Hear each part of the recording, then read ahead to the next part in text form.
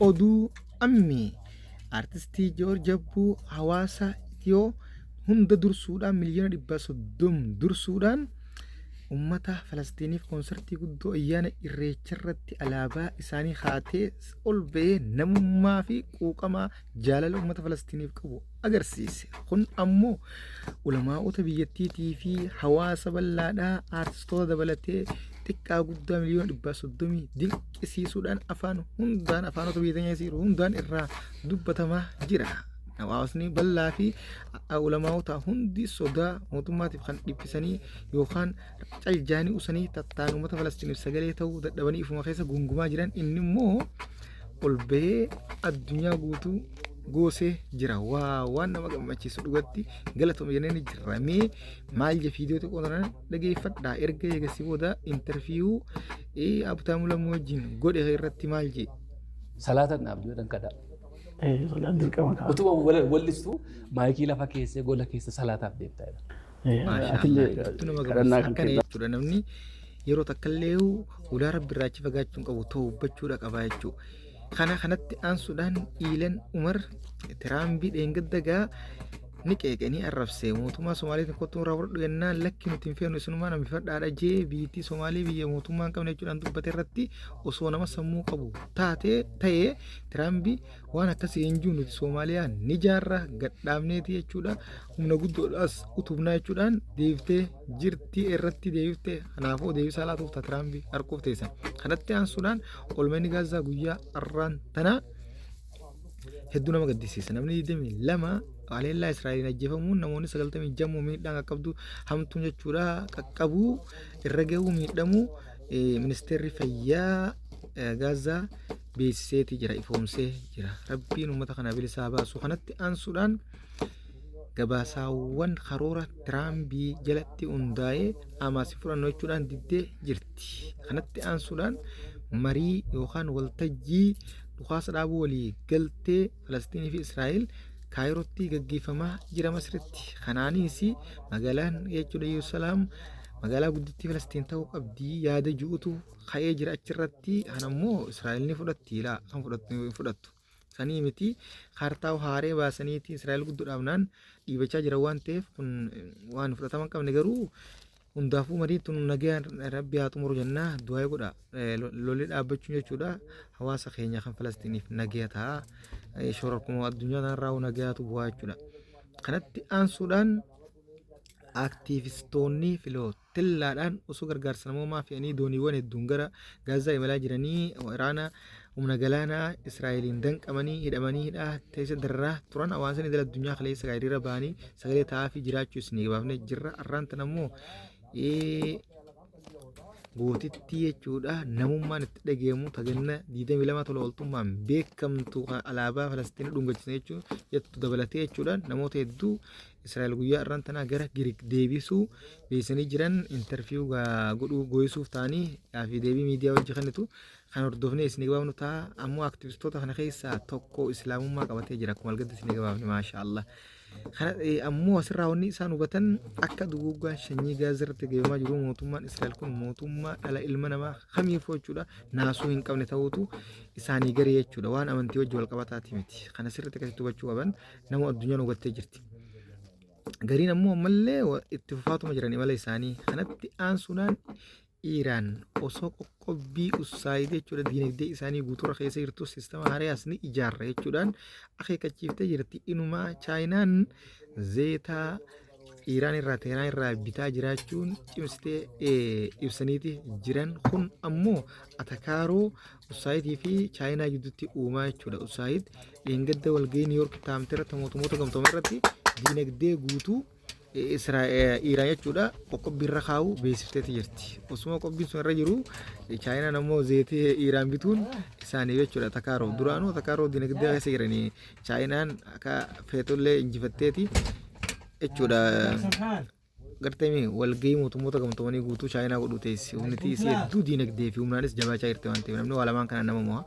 Kanatti aansuudhaan Oktoobar 10 Suudiin waa koonsartii guddoo Riyaaditti gaggeessuu deemti.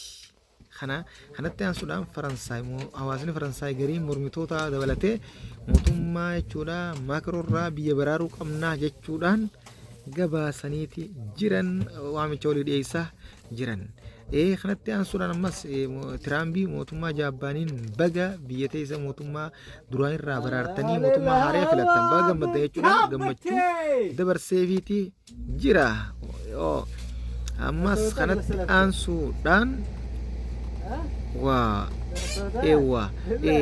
rooba Banglaadeshii fi Indiyaa gidduutti rooba cimaa roobee lubbuu namoota 20 dabruu amma maddeen gabaasaa jiran. Rabbi warra duraan taa'u kajiru immoo nagayaa baasu ganna. Kanatti aansuudhaan ammas Itiyoo fi Paakistaaniin difeensi foorsii humna waraanaa cimsuu irratti walii galtee mallatteessanii jiranii itti gabaasaan amma ba'aa jirtu.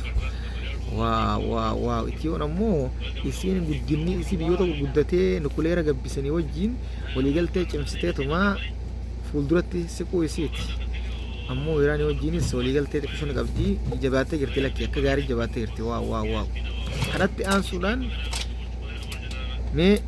waajirri mirga namoomaa jechuudha waa'ee jechuudha aktiivistoota filotillaa jechuudha osoo imalaa jiranii gargaarsa namoomaatiin qabamanii Israa'eliin hidhaan dararaman dhugatti jechuudha manniidha Israa'el mana akka hamaa akka ta'e odeeffannoo yaaddoo ta'e nugee jira qorannee irra geenyes jechuudhaan dubbatee jira. Kana malee wanni inni dubbate akka illee hin jiru kun siistama isaaniiti silaa warra naasuu namaa qabu ta'e lammiileen jechuudha warra lixaa guutuun namummaan itti dhageemee quuqamni itti dhagee aktiivistoonni biyyoota 45 olii walitti dhufuudhaan gargaarsa namoota osoo jiranii Israa'eliin qabamte. Ammoo Tiraambii beekamaadha. Inni nama naasuu namaa qabu miti ilma namaa kamiifuu isaa fi wanti naasuu ta'an qaban. Kanaafi ittiin dhageemne jechuudha. Kanatti aansuudhaan ammas Kooriyaa Kaabaa humna galaanaa waraanaa cimaa jechuudha ijaaraa jiraachuu beeksistee jirti. Kooriyaan Kaabaa tun barra dhugumaallee hin caayidduu na gammachiifte. Ammoo Iraanii fi Tiraambii ammas walii gaariin foochaa jiran. Iraan immoo akka tana sodaata kan qabne shakki takkaan maleedha.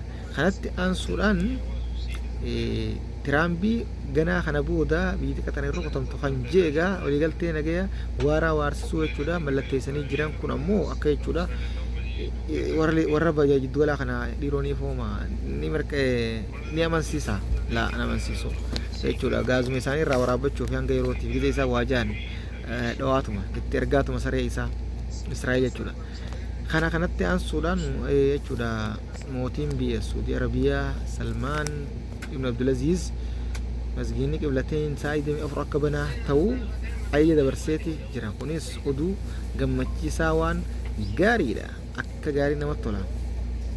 Kanatti aansuudhaan waggaa lamaan jechuudha lola Israa'elii fi Gaazaa itti deemaa jiru kanatti jechuudha loltuuwwan Israa'el 572 duu maddeen gabaasaniiti jiran. Shiftoonni loltoota maalii miti uummata nagaa irratti lola banaa jiran miskiina fixaa jira waan ta'eef. Kana oduulee biyya keessaa isinii qabaafna. Oduuleen biyya keessaattis karoora jechuudha gamaa ji'a saayilan fuulduraa kanaaf tattaa'aa mariirra jiranii.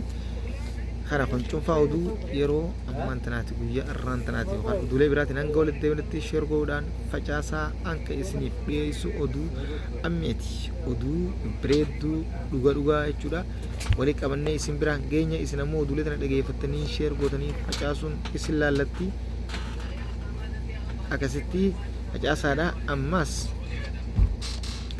lolli Somaaliyaa keessatti deemaati jira kaa insha Allah hundaafuu nuti xiyyeeffannoon keenyaa fi fedhiin keenya hawwiin keenya guddaan Falastiin bilisa bahuudha bilisa ni baati. Kanarraa nuti dhaabnummaas irra deebiidhaan hawaasa keenya qabiyyaatiin amma jechuudha artistiin Oromoo beekamaan Joorj Abbuu sagalee uummata jechuudha jaalatamaa fi haqa qabu ta'ee jira miliyoona 130 dursuudhaan. Kanaaf isin sodaatiin haadha qaamni isin tuqun jiru sagalee taa'aa fi isin jenna asirraa fakkeenya fudhadhaadha. Egaa namni fakkeenya namaaf ta'a waan ta'eef kana galatoomaa. Assalaamu alaikum warahmatullahi wabarakatuh. Nu dabalamaa maatii keenya ta'a sheer godhuudhaan facaasaa.